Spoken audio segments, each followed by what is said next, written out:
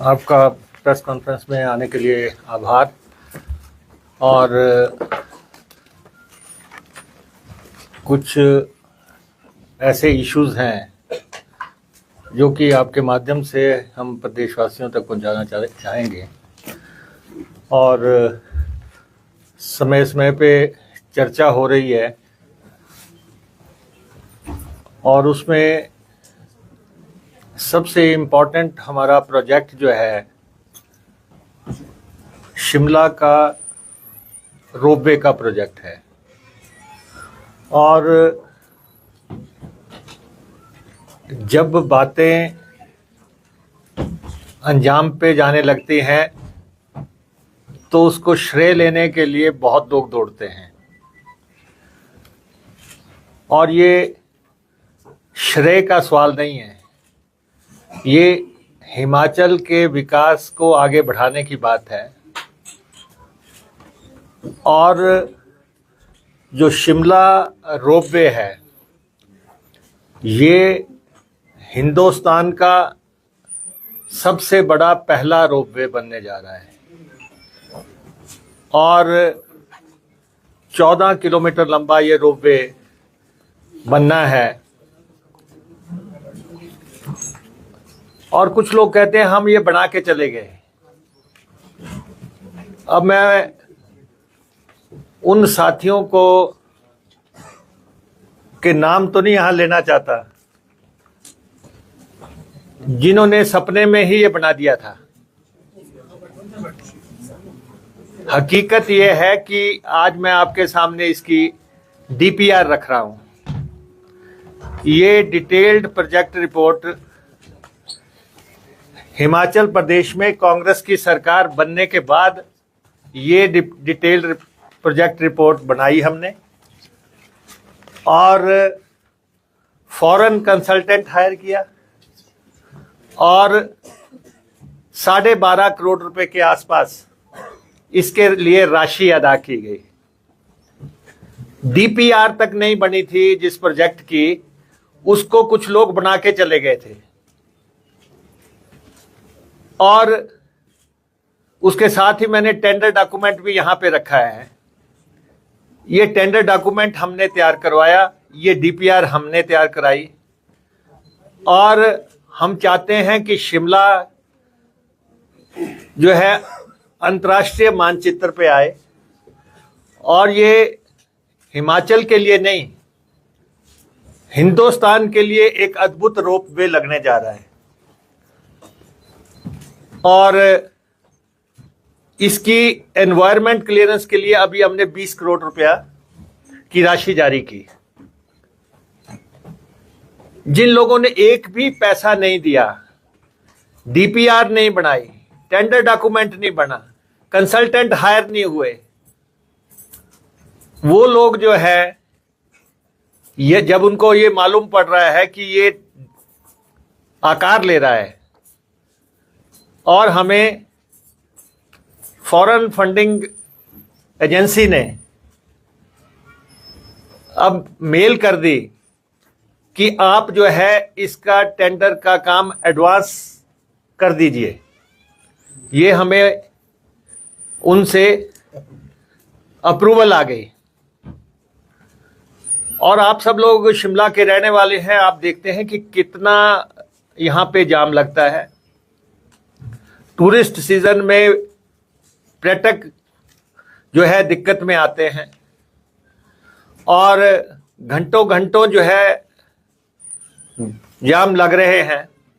तो ऐसे में ये रोपवे जो है एक संजीवनी साबित होगा शिमला के लिए। इसके लिए मैं खुद जो है ऑस्ट्रिया जाके आया और मैं खुद जो है स्विट्जरलैंड जाके आया और रोपवे की जो कंपनीज हैं, जो कि देश दुनिया की ऐसी कंपनीज जो कि संसार में मानी जाती हैं, उनके मालिकों से हम मिले और उनके साथ हमने डिस्कस किया शिमला का रोपवे। इससे बड़ा रोपवे संसार में सिर्फ एक है, बोलेविया का। हम वहां भी अभी जाएंगे, लेकिन हिंदुस्तान का ये सबसे इंपॉर्टेंट प्रोजेक्ट है जो हम डील कर रहे हैं,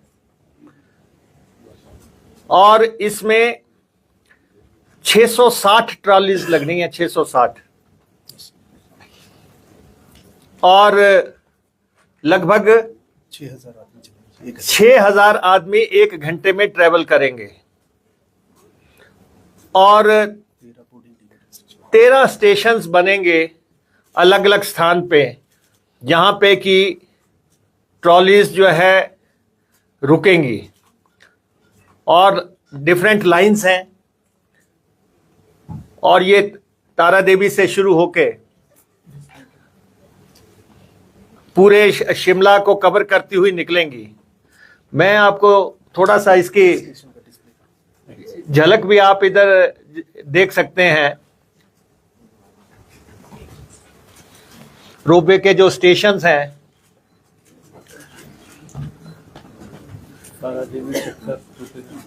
ये तारा देवी से शुरू होगा, फिर चक्कर में एक स्टेशन होगा, फिर टूटीकंडी में स्टेशन होगा, फिर 103 टनल, फिर ISBT, victory tunnel, IGMC, Sanjauli, Navbahar, secretariat, ये इसके रूट जो है ऐसे तय किए गए हैं। सीमलेस लाइंस है सर, रेड ब्लू और ग्रीन सीमलेस है सर, उतरना नहीं चढ़ना नहीं, जिससे इकट्ठे जाना नहीं जी। और इसके कलर्स के हिसाब से ये हमने स्टेशन बनाए हैं, कैसे लोगों ने चढ़ना है, कैसे उतरना है। तो ये एक बहुत बड़ा स्वप्न जो है हकीकत में बदलने जा रहा है, और हम समझते हैं कि ये प्रेस्टिजियस प्रोजेक्ट है। इसमें श्रेय की होड़ लेने की बजाय इसको जमीन पे कैसे हमने उतारना है, और ये हमारे लिए जरूरी है। और रोपवेज जो है हिमाचल प्रदेश का भविष्य है, और ऐसे देश हैं जहां पे हजारों रोपवेज हैं, और एक ही जगह ऑस्ट्रिया में 25,000 रोपवेज हैं। और हमें अगर उन देशों से compete करना है, टूरिज्म में compete करना है, या रूरल ट्रैफिक में, घरेलू ट्रैफिक में compete करना है, तो हमें कुछ कदम उठाने पड़ेंगे। और प्रदेश सरकार इस प्रोजेक्ट के लिए गंभीर है, केंद्र सरकार भी इस प्रोजेक्ट के लिए गंभीर है, और केंद्र की भी हमें इसमें सपोर्ट है। मैं स्पष्ट तौर पे बात करना चाहता हूं, क्योंकि जब तक हमें फॉरेन फंडिंग एजेंसी की सपोर्ट नहीं होगी, जब तक केंद्र की सपोर्ट नहीं होगी, और जब तक स्टेट गवर्नमेंट की पॉलिटिकल विल नहीं होगी, तब तक ऐसे प्रोजेक्ट जो है उनको आगे लाना मुश्किल ही नहीं, असंभव होता है। लेकिन हम इसमें आगे बढ़ रहे हैं, और हम इसको 2 चरणों में कंप्लीट करेंगे, और इसका पहला चरण निश्चित तौर पे हमारी मौजूदा सरकार के समय में वो का कंप्लीट होगा।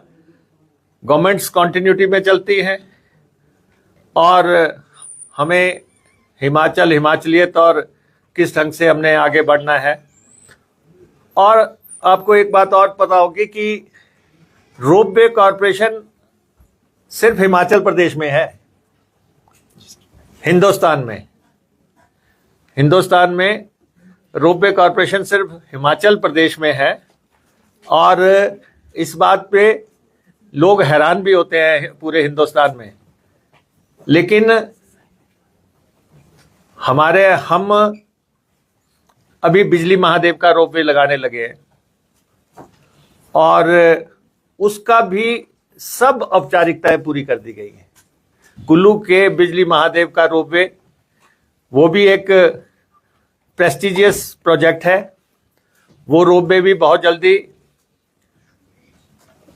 कंप्लीट हो जाएगा, बना के तैयार करेंगे हम। अभी हम 5 तारीख को बगलामुखी का रोपवे जो मंडी का है उसको इनॉग्रेट करेंगे। ये आप बगलामुखी का रोपवे ये नबार्ड की लोनिंग से हुआ है। नबार्ड ने हमें कर्जा दिया है स्टेट को। पहला प्रोजेक्ट है सर हिमाचल में, ये ऑल ओवर हाँ, और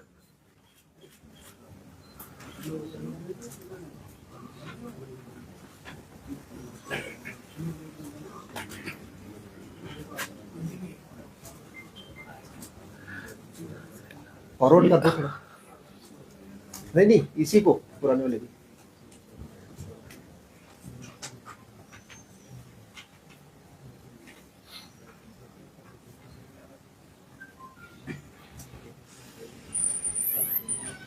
ठीक है। और इसके सुरक्षा पहलुओं की जांच हो रही है। लेकिन कुछ लोग इतनी जल्दी में है कि अभी टेक्नीशियंस उनको ठीक कर रहे हैं, वो चढ़ गए जाके। हम इस बात का बुरा नहीं मनाते, रोज चढ़े, लेकिन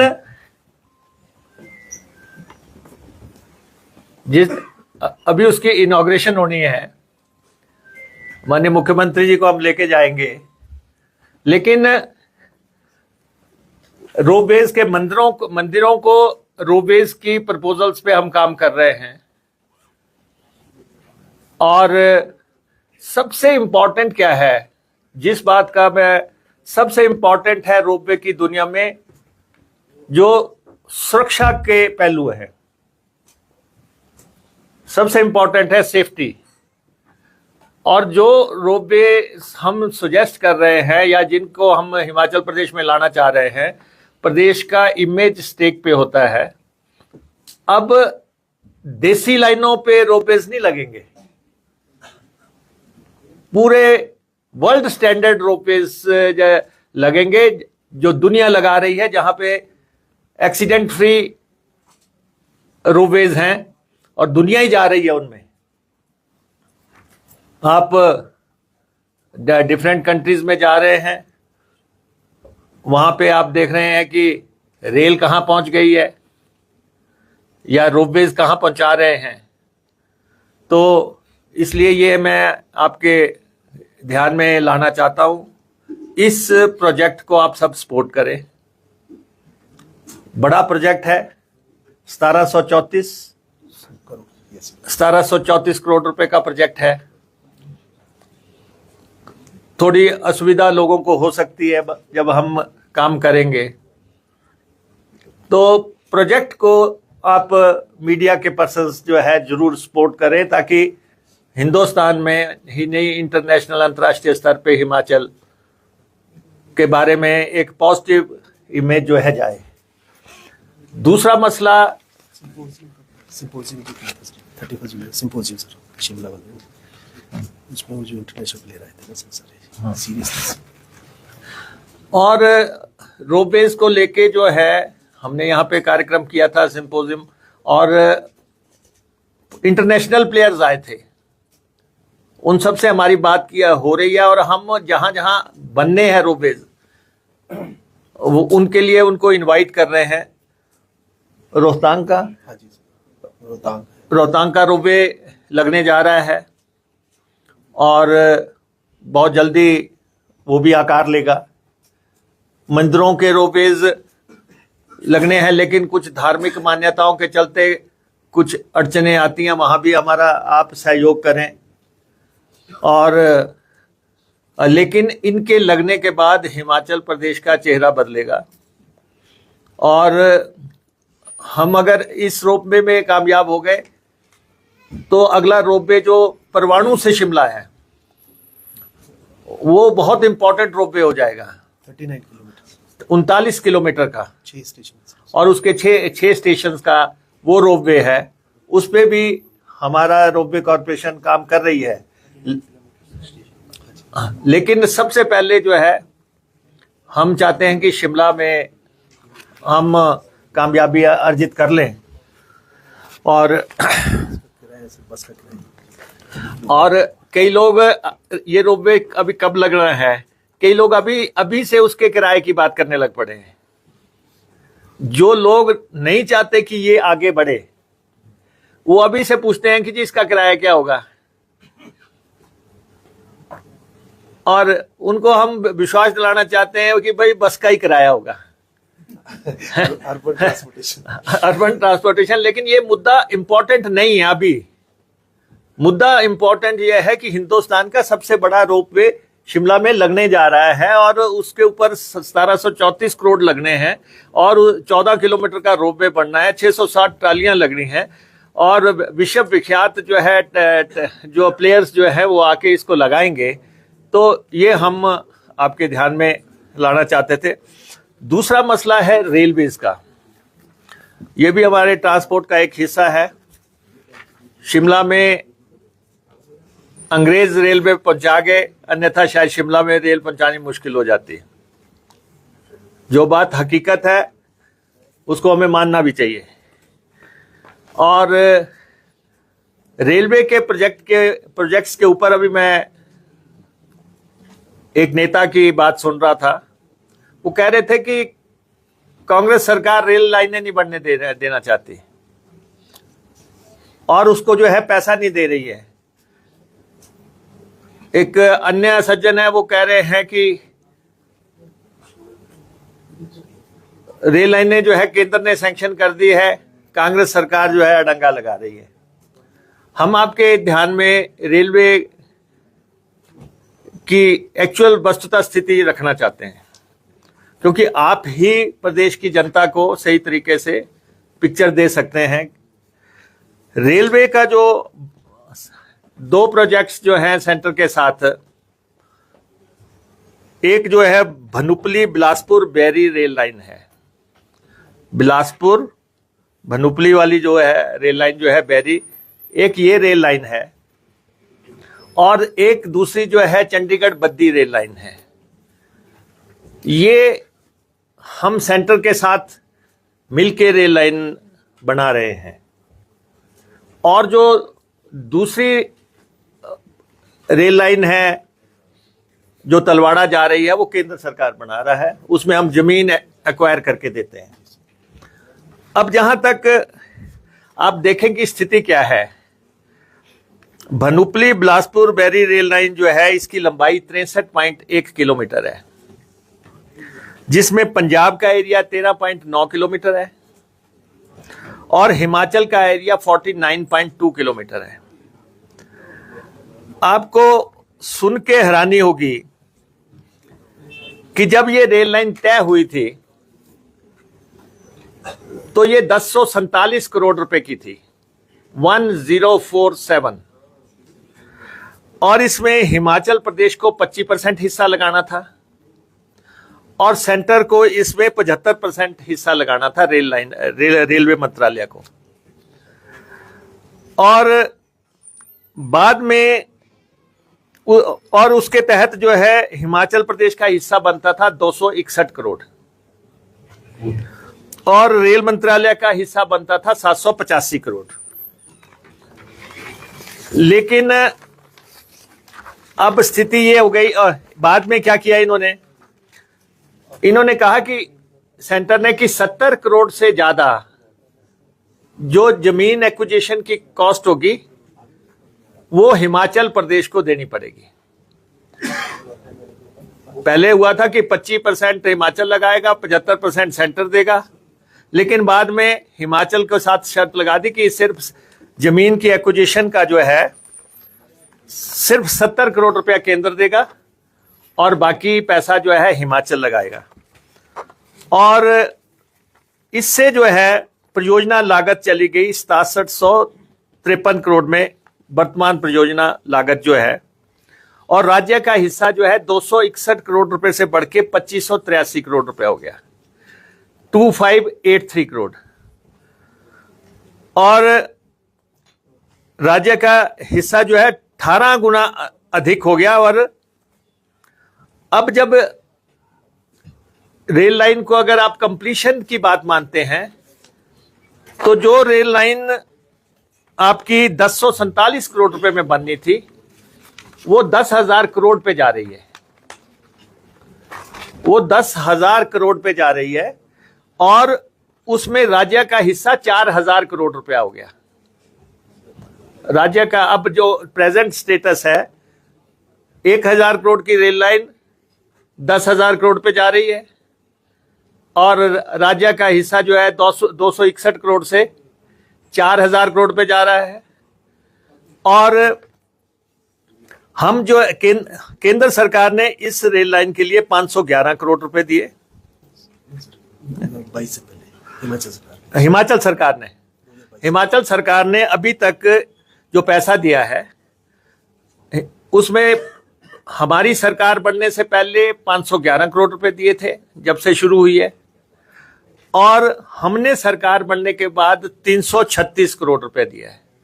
तो जो ये लोग कहते हैं कि हिमाचल सरकार ने रेलवे के लिए पैसा नहीं दिया, मैं सिर्फ उसको करेक्ट करना चाहता हूं कि आपके ध्यान में कि हिमाचल प्रदेश सरकार ने जब हमने शपथ ली थी 11 दिसंबर 2022 के बाद इस रेलवे प्रोजेक्ट को 336 करोड़ रुपए की राशि हम दे चुके हैं। तो शगुफे फैलाने से, झूठ बोलने से कोई बात जो है चलती नहीं है। सच्चाई हमेशा प्रिवेल करती है। हम 336 करोड़ रुपया दे चुके हैं और हमारा ये मानना है बिलासपुर तक ये रेल लाइन आ रही है, नहीं बिलासपुर तक अभी ये रेल लाइन आ रही है। बिलासपुर से आगे जो है बेरी तक, इसमें जब आगे रेल लाइन बढ़नी है तो सिर्फ एक कारखानेदार को फायदा होगा, सिर्फ एक कारखानेदार को फायदा होगा। और हिमाचल को 1400 करोड़ रुपए की जमीन एक्वायर करनी पड़ेगी। 11 किलोमीटर लंबी जमीन हिमाचल एक्वायर करेगा। 1400 करोड़ रुपए की जमीन हिमाचल एक्वायर करेगा और लगभग 2000 करोड़ रुपया 2000 करोड़ रुपया उस कारखाने तक पहुंचने में लगेगा। हमने कहा है कि बिलासपुर तक रेल लाइन बनाइए, इससे आगे जो लेह तक जानी है इसको डिफेंस प्रोजेक्ट घोषित कर दीजिए और इसका सारे का सारा खर्चा केंद्र सरकार उठाए। इसका सारे का सारा खर्चा केंद्र सरकार उठाए, क्योंकि बिलासपुर तक हमारी रेल लाइन पहुंच रही है, हमारी जरूरत है। उससे आगे बड़े लोगों की जरूरत है और उस पे जो है हिमाचल सरकार 1400 करोड़ रुपए की जमीन एक्वायर करे और 2000 करोड़ रुपए लगा के बड़े साहबों के कारखाने तक पहुंचाए। तो ये लोग जो हैं, जिन लोगों के मित्र हैं, वो जो है इस रेल लाइन को आगे डिफेंस घोषित करवाएं, क्योंकि लेह तक जानी है तो डिफेंस लाइन घोषित की जाए, पैसा जो है केंद्र सरकार लगाए। और हम चाहते हैं कि बिलासपुर तक हम जल्दी से जल्दी इस रेल लाइन को कंप्लीट कराएं और हम बहुत जल्दी केंद्रीय मंत्री जी से इस बारे में मिलेंगे कि Bhanupali Bilaspur Beri rail line 100% funding government of India करे, क्योंकि ये गेटवे है। Very Leh rail line important from defence point of view, ये डिफेंस पॉइंट ऑफ व्यू से इंपॉर्टेंट है। तो केंद्र सरकार इसकी 100% फंडिंग करे और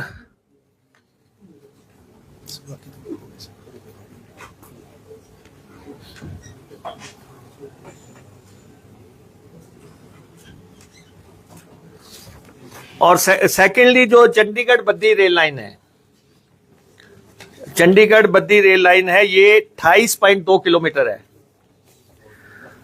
और इसमें हरियाणा का एरिया आता है 24.8 किलोमीटर हिमाचल का एरिया आता है 3.4 किलोमीटर और इस परियोजना पे की लागत जो है 1540 करोड़ रुपया है।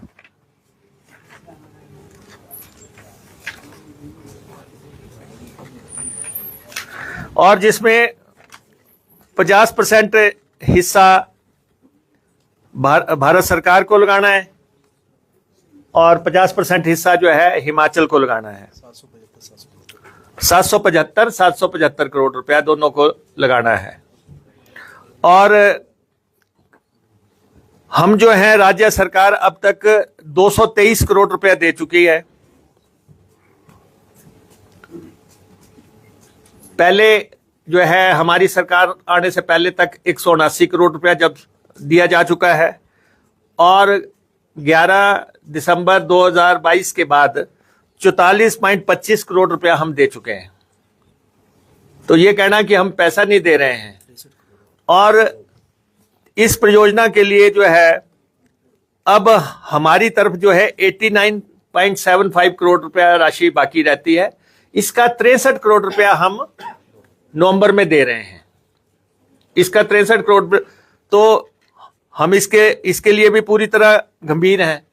तो इसलिए अफवाहें फैला के, शगुफे फेंक के जो है हम हिमाचल प्रदेश के बड़े प्रोजेक्ट्स को लेके बहुत गंभीर है। चाहे वो रोपवेज के प्रोजेक्ट है, चाहे वो रेलवे के प्रोजेक्ट है, चाहे वो ट्रांसपोर्ट के प्रोजेक्ट है। तो उन प्रोजेक्ट्स के बारे में हम आपके सामने ये स्थितियां रखना चाहते हैं। और जहां तक हमारा ट्रांसपोर्ट का सवाल है, ट्रांसपोर्ट में हमारी इलेक्ट्रिक बसेस खरीदने का दौर शुरू हो गया। उसमें हम टेंडर स्टेट पे चले गए और फर्स्ट राउंड में वो नहीं, बसेस कितनी हैं? 327 बसेस जो है इलेक्ट्रिक, उसका हम टेंडर में चले गए हैं और इसका पैसा हमारे पास आ चुका है। हिमाचल प्रदेश सरकार ने ये राशि हमें उपलब्ध करवा दी है। तो इलेक्ट्रिक बसेस की एक बहुत बड़ी खेप जो है उसका हम टेंडर कर दिया हमने और उसमें हम आगे बढ़ने जा रहे हैं। दूसरा, हम अभी तक 250 के आसपास बसेस खरीद चुके हैं। पहले अभी हम खरीद चुके हैं और हमारे एमएलएस के, हमारे मंत्रियों के लगातार जो डिस्कशन हमारी हो रही थी, विधायक दल में हो रही थी, उसके बाद we have decided to purchase 250 diesel buses. Diesel buses हम 250 इसलिए खरीद रहे हैं, दूर दराज दुर्गम ट्राइबल इलाके में बसेस की, डीजल बसेस की डिमांड आ रही है। और हम प्रयास कर रहे थे कि हम इलेक्ट्रिक बसेस ही खरीदें, लेकिन इलेक्ट्रिक बसेस को बनने का समय इतना ज़्यादा मांग रहे हैं, वो 1 साल 1.5 साल का समय मांग रहे हैं। तो इसलिए हम डीजल बसेस 250 डीजल बसेस खरीद रहे हैं और 100 जो है हम ये जो डीजल बसेस है हम छोटी खरीद रहे हैं, 32 और 36 सीटर बसें खरीद रहे हैं। छोटी बसेस के लिए हम जा रहे हैं और इसके अलावा हम 100 के आसपास जो है टेम्पू ट्रैवलर्स खरीद रहे हैं। टेम्पू ट्रैवलर्स और बसेस और वॉल्वो का सारा फ्लीट हम बदल रहे हैं। 24 की 24 वॉल्वो की बसेस जो है हम हटा रहे हैं क्योंकि लॉन्ग रूट पे जाती हैं। लगातार लोग लिख रहे हैं कि आपकी वॉल्वो जो है यहाँ खड़ी हो गई, आप साथ में डाल देते हैं वीडियो। तो वी हैव डिसाइडेड कि वॉल्वो का सारा फ्लीट बदल दिया जाए, तो 24 की 24 बसें जो हैं उसका टेंडर हमने कर दिया। ट्रांसपोर्ट डिपार्टमेंट में क्रांतिकारी जो है काम हो रहे हैं और हमने सबसे इंपॉर्टेंट जो है, हम एचआरटीसी के कर्मचारियों को और उनके संगठनों को विश्वास में लेके आगे बढ़ रहे हैं। ये सिर्फ डिपार्टमेंट ब्यूरोक्रेटिक तरीके से नहीं चलाया जा रहा है, इसमें क्योंकि 50वां साल चल रहा है और गोल्डन जुबली ईयर है, उनसे भी बात की जा रही है, क्योंकि आप देख रहे हैं कि एचआरटीसी ने बहुत सेवा की है हिमाचल के लोगों की। एचआरटीसी के प्रति आपका नजरिया थोड़ा डिफरेंट होना चाहिए, ये मैं प्रेस से भी रिक्वेस्ट करने के लिए कह रहा हूं, क्योंकि जो हिमाचल में ना तो एयर सर्विस है, हिमाचल में ना रेल सर्विस है, तो एचआरटीसी ने एक ऐसा रोल प्ले किया है हिमाचल के लोगों को जीवन में। आप सब ने एचआरटीसी में ट्रैवल किया है किसी ना किसी स्टेज पे, और जब आतंकवाद चला तब आपने देखा कि एचआरटीसी के बसें एस्कॉर्ट पायलट्स लगा के जो है लोगों को घरों पे छोड़ने जाती थी। जब कोरोना काल आया तो एचआरटीसी के लोगों ने दूर दराज लोगों जाके दूसरे प्रदेशों से भी लोगों को जो है यहाँ घर आंगन तक पहुंचाया। जब डिजास्टर आया तो एचआरटीसी के बसेस ने लोगों को जो है प्रदेश के बाहर निकाल के छोड़ने का काम किया। तो ये एक बहुत सेवा का जरिया है, लेकिन नजरिए की जरूरत है। 5 लाख लोग रोज एचआरटीसी का इस्तेमाल करते हैं, 5 लाख लोग। 3200 बसें हैं हमारी और 20 करोड़ किलोमीटर पर एनम ये बसें चलती हैं। जो बसें 5 लाख लोगों को इधर से उधर लेके जाती हैं, तो उसके प्रति नजरिए की बात है। और हमारे जितने प्रदेश में मेले लगते हैं, त्योहार होते हैं, हम स्पेशल बसेस चलाते हैं। लेकिन अब 3 बातों की वजह से कई लोग लगातार ये कहते हैं कि एचआरटीसी 3200 बसें चलाती है, फिर घाटे में क्यों है। इसलिए मैं आपको थोड़ा इसका अर्थमेटिक आपको बताना चाहता हूं। एचआरटीसी 28 तरह के लोगों को रियायती या मुफ्त सफर देती है, 28 तरह के। इस मुफ्त सफर करने की वजह से रोजाना एचआरटीसी को 50 लाख रुपए का नुकसान होता है। लेकिन एचआरटीसी हमारे वेलफेयर स्टेट में हम काम करते हैं, ये सरकार का जिम्मा है। हम महिलाओं को 50% जो है सफर देते हैं, रियायती सफर देते हैं। और कुछ लोग बार बार कह रहे हैं, अखबारों में डाल रहे हैं या सोशल मीडिया पे आप साथी भी कई बार डाल देते हैं, आपसे भी, अब महिलाओं का सफर बंद करने की तैयारी। मेरा आपसे आग्रह रहेगा कि बाकी आपने जहां भी हमारी खड़काई करनी है कीजिए, लेकिन कम से कम एचआरटीसी को उसी परिप्रेक्ष्य में लीजिए जो कि सेवा का एक साधन है। और हम 28 तरह के लोगों को रियायती सफर कराते हैं, एक बहुत बड़ा आंकड़ा वो खड़ा हो जाता है। सेकेंडली, जहां प्राइवेट वाला जाना नहीं पसंद करेगा, हम दूर दराज दुर्गम इलाके तक जा रहे हैं, जहां भी 1 सवारी 2 सवारी उसको छोड़ने के लिए, घर छोड़ने के लिए हम जा रहे हैं। इसलिए हम जब घाटे के रूट चलाते हैं तब हमें नुकसान होता है। देते हैं 25 करोड़ रुपए की हम पेंशन देते हैं, 45 करोड़ रुपए का हम डीजल खरीदते हैं, 8 करोड़ रुपया जो है जो हमने बसें खरीदी हैं उसकी हम किश्तों में देते हैं। फिर हम टायर खरीदते हैं, हम पुर्जे खरीदते हैं, और हमारा किसी से उधार ऐसा नहीं है कि कोई हमें उधार देना बंद कर दे। जो हमारी लिमिट है, विद इन लिमिट हम काम करते हैं। तो इसलिए अगर HRTC 75 करोड़ रुपया कमाती है, खर्चा हमारा 150 करोड़ रुपया है, और खर्चे की वजह मैंने आपको बता दी कि घाटे के रूट चलाना है, रियायती चलना है, वेलफेयर स्टेट में हम काम करते हैं, तो इसलिए राज्य सरकार से हम पैसा लेते हैं। चाहे उसको आप सर्विसेज की एवज में मान लें, चाहे आप उसको ग्रांट की एवज में मान लें, तो जो है हम 150 करोड़ रुपए के आसपास खर्चा करते हैं। और हमारे जो प्रेजेंट MD आए हैं, इन्होंने HRTC में आश्चर्यजनक सुधार किए हैं।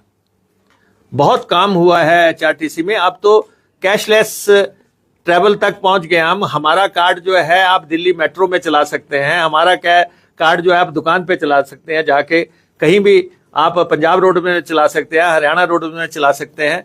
वो फैसिलिटीज जो है हम क्रिएट कर रहे हैं। हम ये भी कोशिश कर रहे हैं कि आने वाले समय में हमारी जो मेजर बसेज हैं उनको हम बस अड्डे पे बता दें कि हमारी बस कहाँ पहुंची है। जैसे आप हेलीकॉप्टर को ट्रैक करते हैं या जहाज को ट्रैक करते हैं, तो हमारी बस भी आप का पता लग जाएगा कि कितने मिनट के बाद आपकी जो है शिमला बस अड्डे पे पहुंचेगी या मंडी बस अड्डे पे पहुंचेगी। सारा हम काम कर रहे हैं। तो HRTC में कर्मचारी संगठनों से बात हो रही है। 110 करोड़ रुपया भी हम कार्यशालाओं पे और इलेक्ट्रिक स्टेशंस पे लगा रहे हैं। 110 करोड़ रुपया हमारे पास आ चुका है। हमारी कार्यशालाओं का बहुत बुरा हाल था। मैंने खुद विजिट किया, जहां पे हमारे कर्मचारी बैठते थे, टॉयलेट्स तक की अच्छी सुविधा नहीं थी। तो हम 110 करोड़ रुपया जो है उस पे खर्चने जा रहे हैं। इलेक्ट्रिक बसेस पे खर्चने जा रहे हैं, डीजल बसेस खरीदने जा रहे हैं। तनख्वाहों में हमारा कोई डिफॉल्ट नहीं है। और ये स्थिति मैंने आपके समक्ष रखी। और हमें आने वाले समय में लगभग 1500 से 2000 बसेस रिप्लेस करनी है, जो कि या तो वो 8 साल पूरे कर चुकी हैं या वो 9 लाख किलोमीटर चल चुके हैं। तो ये हमारे फॉर्मूले में है, या तो 8 वर्ष जो चल चुकी है उसको फ्लीट से हटाना है, या 9 लाख जो चल चुकी हैं उनको फ्लीट से हटाना है। हम उस पे काम कर रहे हैं। और HRTC को लेके कई दफा मैं देखता हूं कि आप कल की मैं देख रहा था, कल किसी ने सोशल मीडिया पे डाला हुआ था, HRTC ने देवी देवताओं की फोटो हटाने के लिए दिए निर्देश। अरे भाई, HRTC तो देवी दर्शन चला रही है, और सारे देवी स्थल है हमारे, उन सब को बसें चला रहे हैं हम। चिंतपूर्णी को, ज्वालामुखी को, नैना देवी को, हरिद्वार को। जब हम दर्शन सेवा चला रहे हैं तो क्या हम ये हटाएंगे? लेकिन इतना भी तो अन्याय नहीं करो कि आप जो है सोशल मीडिया पे ऐसी बात लिखें कि, और हमारा तो उल्टा है। हम इस बात पे काम कर रहे हैं, जैसे बस में आप बैठे तो वहां पे जो है भजन शुरू हो जाए, या वहां पे जो है कोई मंत्र का उच्चारण शुरू हो जाए। बस शुरू करने से पहले जो है उसको शुरू करके जो है फिर बस चलाई जाए। हम किस पे काम कर रहे हैं और षड्यंत्रकारी क्या बात कर रहे हैं। और दूसरा, पीछे कुछ लोगों ने चला दिया, आप उसको सही कहेंगे तो हम उसको चलाएंगे, आप उसको गलत कहेंगे तो हम बंद कर देंगे। लगेज पॉलिसी हमने बनाई। लगेज पॉलिसी जो है उसमें यह है कि एक आदमी जब HRTC की बस में चढ़ता है तो अपने साथ 30 किलो सामान लेके जा सकता है। एक आदमी बस में चढ़े, अपने साथ 30 किलो लगेज ले जाए। 30 क्या आप कहें 40 ले जाए, 40 ले जाए। आप कहें हमें 40 नहीं, ये 50 करना, हम वो भी कर देंगे। वो अपना लगेज ले जा सकता है, उसमें कोई बात नहीं है। हमारे जो नेता बेचारे आजकल सत्ता से बाहर हैं, बड़ी तकलीफ में हैं। वो कहते हैं कि जब लेडी चढ़ेगी बस में वो तो मुफ्त जाएगी, वो तो 50% रियायत पे जाएगी, लेकिन उसके पर्स के पैसे लग जाएंगे। मतलब कि आप देखो कि किस स्तर तक ये लोग जा रहे हैं। भाई जब सवारी जो है अपने साथ 40 किलो 30 किलो सामान ले जा सकती है हर सवारी, क्योंकि एचआरटीसी गरीब आदमी के लिए है, जब वो 30-40 किलो सामान ले जा सकती है, और जब हम महिलाओं को 50% रियायत दे रहे हैं, तो क्या कोई ऐसा कहेगा कि जी उसकी पर्स के पैसे लगेंगे। तो ये वो लोग बोल रहे हैं जो हिमाचल प्रदेश को रिप्रेजेंट कर चुके हैं, और फिर कहते हैं स्कूल के बच्चों को हम रियायती लेके जाते हैं, हमें पता नहीं कितना बड़ा घाटा हो रहा है। कह रहे हैं कि स्कूल का बच्चा जब चढ़ेगा तो उसके जो है बैग के पैसे लग जाएंगे। अरे आप सत्ता से बाहर हो गए, राजनीति की कोई मर्यादाएं तो रखो। स्कूल के बच्चों को जब एचआरटीसी पिछले 50 साल से सेवा कर रही है, आप उस सेवा को भी जो है नीचे करके दिखा रहे हैं। तो इसलिए बिल्कुल स्पष्ट है, मैं आपके माध्यम से, आप रिस्पॉन्सिबल लोग हैं सोसाइटी के, आपके माध्यम से एक सवारी लगेज जो है जब 30 किलो 40 किलो जितना ले जाना चाहती है वो ले जाए। लेकिन जो मैं सेकंड पार्ट आपसे डिस्कस करना चाहता हूं और आपकी राय भी चाहता हूं, उसी के मुताबिक जो लोग एचआरटीसी की बस में सफर नहीं करते और एचआरटीसी को कुरियर सेवा बढ़ाए हुए हैं पिछले लंबे अरसा से, अभी तक उसका चार्ज नहीं होता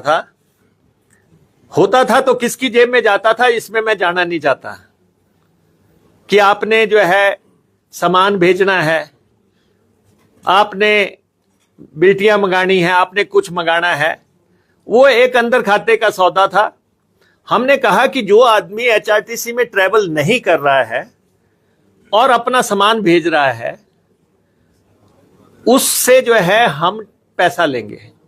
अब आप बताओ कि यह बात सही है कि नहीं है, जो ट्रैवल ही नहीं कर रहा है। पीछे सामने आया कि एचआरटीसी में जो है लोगों ने कारतूस भेज दिए। अब हमने कहा कि जो लोग सामान भेजते हैं, और एचआरटीसी सबसे एक डिपेंडेबल ऑर्गेनाइजेशन है लगेज को पहुंचाने की, 5-6 घंटे में स्टेशन पे पहुंच जाता है। आपने चंडीगढ़ से चढ़ाया 3 घंटे में आपको मिल गया, आपने यहां से चढ़ाया दिल्ली आपको 6 घंटे में पहुंच मिल गया, आपने जलंधर को दिया जलंधर से आ गया, जलंधर से कोटखाई मंगाया। इतना डिपेंडेबल साधन है, लेकिन गाड़ी में सामान रख दिया। हमने कहा कि ठीक है, आपने सामान रखा, 40 किलो तक आपका एक टिकट लगेगा अगर आप खुद ट्रैवल नहीं कर रहे हैं और सामान भेज रहे हैं। लोगों ने कहा कि जी ये 40 किलो पे एक टिकट को जो है आप स्लॉट बना दे, क्योंकि लोग कोई अनार की पेटी भेजते हैं, कोई जो है जापानी फल की 5 किलो की पेटी भेजता है। उनका कहना था कि 5 किलो तक का आप 1/4 टिकट लगा दें, 20 किलो तक का आधा टिकट लगा दें, 40 किलो और उससे ऊपर आप एक टिकट लगा दें। अब आप बताओ, जो लोग गाड़ी में सफर ही नहीं कर रहे हैं, क्या उनको टिकट लगना चाहिए कि नहीं लगना चाहिए? या हम सबका जो है उठाते फिर भाई रख दो, इसमें रख दो, है कोई बेली वारस नहीं है। तो उस पे जो है हमारे कुछ नेताओं को बड़ी तकलीफ है। और थर्डली, जो लोग दुकानों का सामान लाते हैं, दुकान का कीजिए, पूरी दुकान का, पहले कहा कि जी लैपटॉप का पैसा लग जाएगा जी। हमने कहा यार एक कंधे में भी लटका लो, 2 कंधे में भी लटका लो, जितने लटकाने कोई आपसे नहीं पूछेगा। लेकिन अगर आप 50 लैपटॉप या 100 लैपटॉप की खेप भेजते हो गाड़ी में, तो क्या उसका टिकट नहीं लोगे? पटाखों की दुकानें सजेंगी पूरी की पूरी, और पूरी दुकान एचआरटीसी के ऊपर रख दोगे। इलेक्ट्रॉनिक के सामान खरीदोगे और आप पूरी दहेज का जो है पूरा जो है सोफा और जो है बिस्तरा जो है ऊपर पूरे जो है चारपाई ऊपर लगा दोगे, डबल बेड लगा दोगे, क्या उसका किराया नहीं दोगे? अब उनकी अपनी सोच है, लेकिन हम कहते हैं कि एचआरटीसी सवारियों के लिए है। अच्छा, एक और है, सवारी जो खड़ी है, एक बंदे ने अपना टैची रख दिया सीट के ऊपर। हम कहते हैं कि अगर भाई खड़ी सवारी को सीट है, अगर तेने सीट पे ही टैची रखना तो उसका फिर किराया दे दे, या तो सवारी को बैठने दे। ऐसे लोग टकर जाते हैं लगातार, जो कहते हैं नहीं मैं बैठ गया, अब मेरा सामान भी सीट पे बैठ गया, लोग खड़े हैं। तो ऐसी प्रैक्टिकल प्रॉब्लम्स है जब 3200 बसें चलाते हैं। लेकिन हमने सिर्फ इतना किया है कि जो लोग बस में ट्रैवल नहीं करते और सामान को कुरियर की तरह इस्तेमाल करते हैं, और हमें पहले चरण में उससे 1.5 करोड़ रुपए की इनकम हुई है, 1.5 करोड़ रुपए की इनकम हुई है।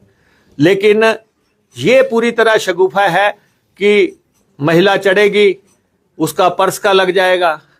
एक तो और भी आगे बढ़ गए, कहते खाली लिफाफा भी मत लेके जाना हाथ में। वो बिलासपुर से प्रेस कॉन्फ्रेंस कर रहे थे।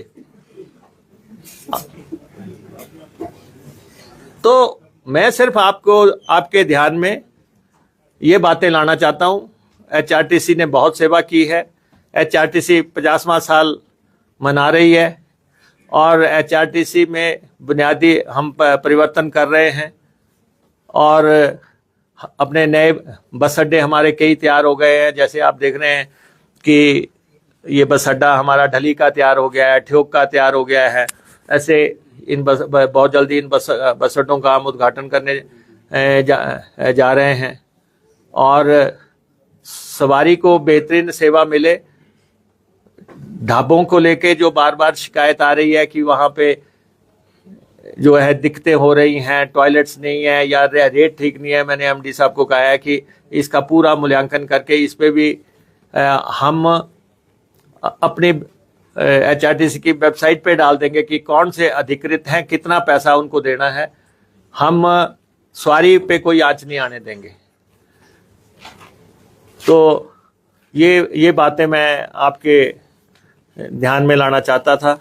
इसके अलावा आपकी कोई बात है उसका जवाब देने के लिए हम तैयार हैं। चार्जिंग स्टेशन, हाँ बोल दिया। जैसे रोपवे की बात है, आपने रोपवे का शिमला शहर के लिए बताया। मंदिरों में तो ठीक है, साइट सीन्स पे ठीक है जहाँ टूरिस्ट जाते हैं, पर जो शहर में पहले ही कंक्रीट इतना हो चुका है, फिर उसके बाद लोहा इतना चला, अब ऊपर से कैपिंग करेंगे आप, तो उसका ओपन एनवायरनमेंट और ऐसे क्लाइमेटिकली कोई क्या असेस किया? ऐसा है, इस रोपवे की, क्योंकि ये वर्ल्ड क्लास रोपवे है, इसका एनवायरनमेंट पे क्या इम्पैक्ट होना है, इसमें क्या टेक्नोलॉजी इस्तेमाल होनी है, ये सब इम्पैक्ट स्टडी के बाद इसको प्लान किया गया है। और जो नीचे की बातें आप कह रहे हैं कि नीचे लोहा लगा है, फलां लगा है, अब वो तो स्मार्ट सिटी प्रोजेक्ट के तहत हुआ है, उससे हमारा कोई बहुत सारोकार नहीं है, क्योंकि रोपवे कॉरपोरेशन सिर्फ ठेकेदार की भूमिका में है। कि लोगों को धारणा ऐसी लगती है कि ये जो लोहा लगा दिया ये रोपवे कॉरपोरेशन ने लगा दिया, ये हमने नहीं लगाया। हमें तो काम दिया गया, हमने उस एजेंसी का काम किया है, लेकिन रोपवे जो है वर्ल्ड क्लास रोपवे आने वाले समय की ज़रूरत है। और हिमाचल, खासतौर पे पहाड़ी प्रदेश के अगर टूरिज्म को आपने आगे बढ़ाना है तो आपको रोपवे की तरफ जाना ही पड़ेगा हर हालत में। और ये पॉल्यूशन को कम करने की दिशा में बहुत कारगर कदम होगा। जो इलेक्ट्रिक बसेज आ रही हैं, खर्चा भी कम होगा और पोल्यूशन भी कम होगा। और रोपवेज अगर हम इस पे पूरा इम्प्लीमेंट कर देते हैं तो फुटप्रिंट मिनिमम है सर। और हमने इस डिपार्टमेंट के तीनों विंग्स ने बहुत काम किया है, बहुत काम किया है, तब हम जाके इस स्टेज पे पहुंचे हैं। ये मैं अपने साथियों को बताना चाहता हूँ। शिमला रोपवे पब्लिक को कब तक डेडिकेट हो जाएगा? ए और बी, एफसीएज को देखा गया है कि एफसीएज की वजह से अक्सर रोपवे प्रोजेक्ट डिले हो जाते हैं। शिमला रोपवे पुराना जो जाखू वाला एग्जांपल है, अभी वर्नाकुलर रोपवे है वो भी डिले। नहीं, आपके दोनों बड़े वैलिड क्वेश्चन है। एक तो ये है कि हमने उसका पैसा दे दिया। सबसे बड़ा क्या होता है कि आप पैसा जमा नहीं कराते, तो हमने उसका, उन्होंने 20 करोड़ रुपया हमसे मांगा, हमने 20 करोड़ रुपया एनवायरनमेंट क्लियरेंस के लिए दे दिया और हम उसके पीछे हैं, बहुत जल्दी वो हो जाएगा। सेकेंडली, हमें जो है फॉरेन बैंक एनडीबी ने कि अब मिशन 2 बार हिमाचल आ गया। और 3 महीने एक बार 3 महीने में 2 बार, जून में 2 बार आया, जून में भी आया और सितंबर में। कि वो भी सर एक मॉडल प्रोडक्ट लिया। हाँ, क्योंकि वो भी देख के गए कि whether they are really interested, या कि क्योंकि जिन्होंने देना है पैसा हम कितनी गति दे पाएंगे वो हमारे पे डिपेंड। और इसकी जो स्पेसिफिकेशंस हैं वो वर्ल्ड क्लास हैं। तो बार बार ये लोग आएंगे, ये देखेंगे, इजाज़त देंगे कि हाँ आप ठीक चल रहे हो। तो लगता है कि मुझे हम इसको आने वाले 3-1 साल के अंदर कुछ सेक्शन सर कुछ ना किसी ना किसी मुकाम पे तो पहुंचा देंगे। लेकिन ये है कि पब्लिक की कॉपरेशन की जरूरत है। हमें शिमला की जनता जितना कॉपरेट करेगी उतनी जल्दी हम आगे बढ़ेंगे। सर, आप क्या स्टेट गवर्नमेंट ने ऐसा कोई नीतिगत फैसला ले लिया है कि वो बिलासपुर से आगे लैंड एक्विजिशन नहीं करेगी, भानुपल्ली बिलासपुर रेलवे लाइन करेगी? नहीं, हमने ऐसा नहीं किया। हमने सेंटर को कहा है कि आप जो है इसको डिफेंस प्रोजेक्ट घोषित कीजिए ताकि पैसा आप दे। हम बिलासपुर तक तो हो गया, बिलासपुर से आगे कॉस्ट को देखते हुए हम सेंटर को कह रहे हैं कि आप इसको डिफेंस प्रोजेक्ट, क्योंकि ले तक जाना है, तब तो सर्वे हो चुका है, तो हम कह रहे हैं कि आप इसको आगे अडॉप्ट कर लो और आप इसका पैसा दो। हम केंद्रीय मंत्री से भी मिलेंगे और ताकि केंद्र हमारी इसमें मदद करे। एक और सवाल कि जो पिछली बार रैलियों में चुनावों में पैसा खर्च हुआ था बसों पे, पॉलिटिकल पार्टी ने दे दिया, अभी तक नहीं दिया? देखिए, हमने बड़ा स्पष्ट कर दिया, कोई भी व्यक्ति हो, कोई भी सरकार हो, कोई भी नेता हो, उसको एचआरटीसी की बस हायर करने से पहले 50% एडवांस जमा कराना पड़ेगा। एज एन ऑर्गेनाइजेशन, चाहे आज हम सरकार में है, चाहे कल बीजेपी थी, अब 8-9 करोड़ रुपया उनका पेंडिंग है। उनके टाइम में जो उन्होंने वो चलाई थी, कैंपेन चलाई थी, तो एचआरटीसी की बसें गई लेकिन एडवांस कुछ नहीं लिया। तो इलेक्शन कमीशन हमारे से बसें लेता है और उसके बाद रैलियों को बसें जाती हैं, तो 50% तो अब हम एडवांस लेंगे। और अभी हमें हमारी सरकार ने जो है 5 करोड़ रुपया जारी किया है, जो बिल्स पेंडिंग थे उसका 5 करोड़ रुपया हमें आया है। अभी भी मुझे लगता है कि 8-9 करोड़ रुपए की पेंडेंसी होगी, 5 करोड़ रुपए के आसपास और आना रहता है। सर, काफी समय से, छोटा सा सवाल है सर, काफी लंबे समय से एचआरटीसी द्वारा नादौन में खरीदी गई एक जमीन का जिक्र बार बार आ रहा है कि आपने जो 2.5 लाख की जमीन है उसको 2 करोड़ 72 लाख में एचआरटीसी ने क्यों खरीदा? क्योंकि हाल ही में भाजपा नेता सुधीर शर्मा ने भी सरकार पर आरोप लगाए थे, मुख्यमंत्री के करीबी 3 व्यक्तियों के नाम भी उन्होंने लिए थे। आप इस आरोप को किस तरह देखते हैं? नहीं, देखिए, इसमें ऑलरेडी जांच हो रही है, आपके सामने आ जाएगी सारी बात। मुकेश जी, एक सवाल रहेगा लगेज पॉलिसी को लेकर। ऐसा क्यों है कि आपकी जो नोटिफिकेशन हुई वो भी पब्लिकली हुई नहीं थी और पॉलिटिकली बहस उस पर ज्यादा चली? किस पे? लगेज पॉलिसी वाली नोटिफिकेशन को 15 तारीख को अपने सामने की, अभी वो डिब्बू में नहीं पहुंची थी कि अगले दिन ही सुबह जो है बीजेपी उस पर कॉन्फ्रेंस करी और वो भी गलत इंटरप्रेट करते। ऐसा क्यों? ऐसा ही सीवरेज टैक्स को लेकर भी हुआ था। तो ये दोनों मतलब नहीं, देखिए, क्योंकि मैं गुडविल चाहता हूँ, मैं नहीं चाहता कि इस पे कोई विवाद हो, लेकिन मैं एक लाइन में आपको कहना चाहूँगा कि ऐसा नहीं था कि लगेज का पैसा नहीं लगता था। आप बस में चढ़ते थे, वो पैसा किसको जाता था किसको नहीं जाता था, मैं इस विवाद में नहीं जाना चाहता। लेकिन अब जो है एचआरटीसी को आना शुरू हो गया तो कुछ लोगों को परेशानी जरूर है। सर, हिमाचल की कठिन भौगोलिक परिस्थिति है, आपको क्या लगता है कि जो रोपवे प्रोजेक्ट है इसमें सबसे बड़ी चुनौती सरकार क्या देती है उसके अंतिम रूप अगर हम देखना चाहते हैं? नहीं, देखो, रोपवे को अडॉप्ट करना ही एक चुनौती है, क्योंकि आज दिन तक हम बसों में सफर किए हैं, तो इसलिए रोपवे की दुनिया एक अलग दुनिया है। और जब यहाँ पे शुरू हो जाएगा तो आप देखें ना, जब हम जाखू में एस्केलेटर्स लगा रहे थे तो कुछ लोग कह रहे थे कि धार्मिक भावनाओं से खिलवाड़ हो रहा है। तो वो चाहते हैं कि वहां से पैदल ही चला जाए। लेकिन आज जो है कितने लोग जा रहे हैं, जिन लोगों के घुटने नहीं चलते, जो लोग बुजुर्ग हैं, अब सारे जो है जाखू जा सकते हैं बड़े आराम से।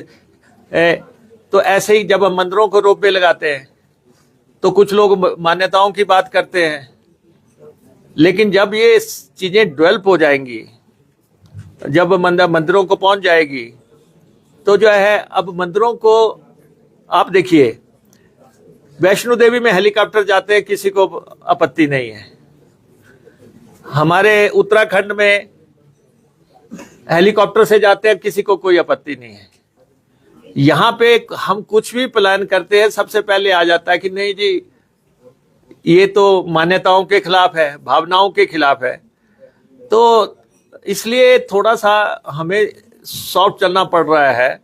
हम लोगों को साथ लेके चलना चाहते हैं, लेकिन ऐसे लोग भी हैं जो कि चाहते हैं कि या तो प्रोजेक्ट जो है धराशायी हो जाए या प्रोजेक्ट डिले हो जाए। तो इसीलिए मैं प्रेस से सपोर्ट मांगता हूं आप लोगों से। अब क्या है, मैं आपको बताऊं, 4 दिन पहले मैं दिल्ली से चंडीगढ़ आ रहा था। जो जहाज था वो स्टार्ट नहीं हुआ, तो उन्होंने उसके साथ गाड़ी लगाई और उसको पीछे करके जो है जो उसके साथ उसको पुल किया और स्टार्ट किया। जहाज था वो नया जहाज था।